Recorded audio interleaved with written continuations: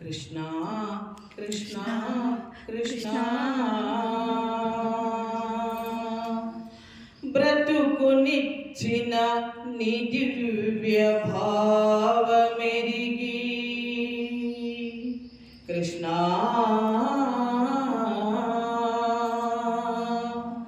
బ్రతుకునిచ్చిన నీ దివ్య భావమెరిగి మనసులో రాగాల జల్లుకురియా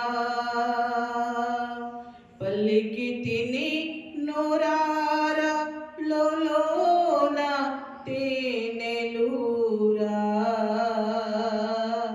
నీ అడుగుల కడ పడి ఉండు చిన్ని కృష్ణ కృష్ణ కృష్ణ కృష్ణ ఇట్లా లాక్కొస్తుంది చూడండి ఈ నామం అనేది మిమ్మల్ని మనసులో ఇంతవరకు చోటు చేసుకొని ఉన్న సంశయ పండుటాకులు పరమానందని విజ్ఞాన జుమ్ జుమ్ మారుతములకు ఎదురు నిలవలేక రాలిపోయినవి. ఆనాటి నుండి సదా నామస్మరణలో కాలం గడుపుతూ పరమానందుని అడుగు జాడల్లో పయనిస్తూ అహంకార మమకారాదులు లేక ప్రశాంత చిత్తముతో జోగా జీవిస్తుండేవాడు. ఆనాటి నుండి జోగను సద్గురు నామముతో కలిపి జోగా రామానంద అని పిలిచేటివారు. గురుదేవుని దివ్య ప్రబోధము జోగ వీణులలో ప్రతిధ్వనిస్తూనే ఉన్నది. వర్తకమునందు జోగకు కుతూహలం నశించింది. వర్తనాన్ని విసర్జించాడు. అక్షయ పాత్రను చేత పట్టుకుని నామస్మరణ చేసుకుంటూ ఊరిలో భిక్షాటన చేసి తన కుటుంబీకులను పోషిస్తూ నిర్విచార చిత్తముతో జీవించుచుండెను. ఒకనాటి రాత్రి కుండపోతగా వర్షం కురిసింది. ఉదయం లేచేసరికి గ్రామమంతయు వర్షపు నీటితో నిండి ఎటు చూసినా బురద ఏర్పడి నడుచుటకు వీలు లేకుండెను. జోగా తన దినచర్య ప్రకారము 700 శ్లోకములను ఉచ్చరిస్తూ 700 సాష్టాంగ నమస్కారములు చేయుచు దేవాలయములకు వెళ్ళవలసి ఉన్నది. అతను చేసే పని అదే. మొట్టమొదటినే చూసినాం కదా మనము. ఆ శ్లోకాలు చెప్పాలి, నమస్కారం చేయాలి.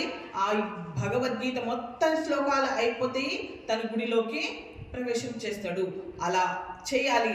అలా చేయడానికి వీలు లేకుండా మొత్తం బురద అయిపోయిందంట. అది చెప్తుండ్రు చూడండి. జోగా స్నానమాచరించి యథాప్రకారము గీత శ్లోకమును చదువుతూ శ్లోకానంతరము ఆ బురద నీటి అందే పడి సాష్టాంగ నమస్కారము చేయుచు వెళ్ళుచుండెను. ఈ దృశ్యము ఒక వ్యాపారి చూశాడు. అతనికి ఈ భక్తుని వింత ప్రవర్తన ఆశ్చర్యాన్ని కలిగించింది. బురద నీరునే బావ కూడా లేకుండా నిరంకారి అయిన నిడాభిడంగా భగవంతునికి అడుగడుగున సాష్టాంగ నమస్కారం చేయుచు నడుస్తున్న జోగా భక్తికి ఆ వ్యాపారస్తుని హృదయం కదిలిపోయింది.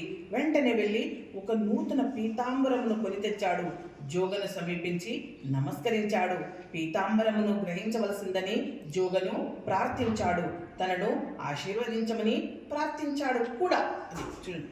అలా ఆ వ్యాపారి చూస్తూ ఉంటే ఆయనంతా బురద అయిపోయాడు. వెంపడే వెళ్ళి ఒక పీతాంబరం అంటే పట్టు వస్త్రం నాన్న తెచ్చి ఇచ్చి, అయ్యా ఇది మీరు తీసుకోండి అని చెప్పిండట. జోగా ఆ వ్యాపారస్తుని వైపు తదేకంగా దృష్టి సారించాడు. నాకు పీతాంబరములపై మోజు లేదు.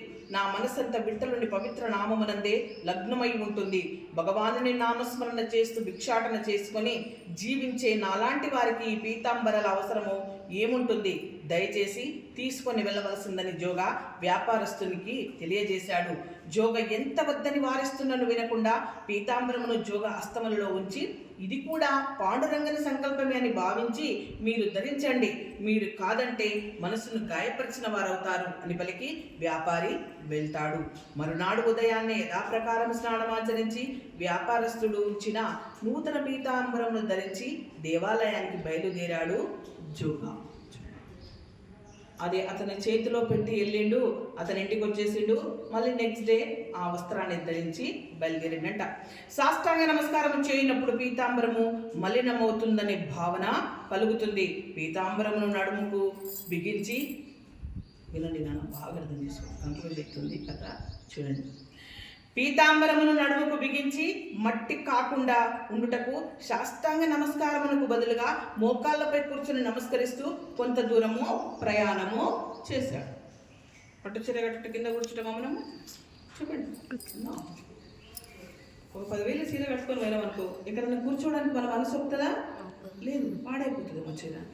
అది అలాగే ఉంది నా పరిస్థితి కూడా. చూసినావా, గురువు వచ్చిండు, జ్ఞానబోధ చేసిండు, ఎంతవరకు వచ్చిండు యోగా అంటే తను చేస్తున్న వ్యాపారాన్ని వదిలేసి భిక్షాటన చేయాలని అనే నిర్ణయానికి వచ్చిన వాడిని కూడా కోరిక వదిలిపెట్టలేదు. చూడండి, అది మనం ఇక్కడ ఆలోచించాల్సింది.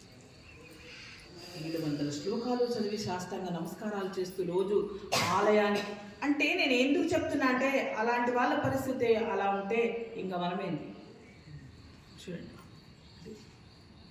మొత్తం అన్ని వదిలేసి భిక్షాటన చేసి బ్రతకాలి అనుకునే వాణ్ణి పడేసింది చూడు పీతాంబరం. చాలా ఆలోచించాలి.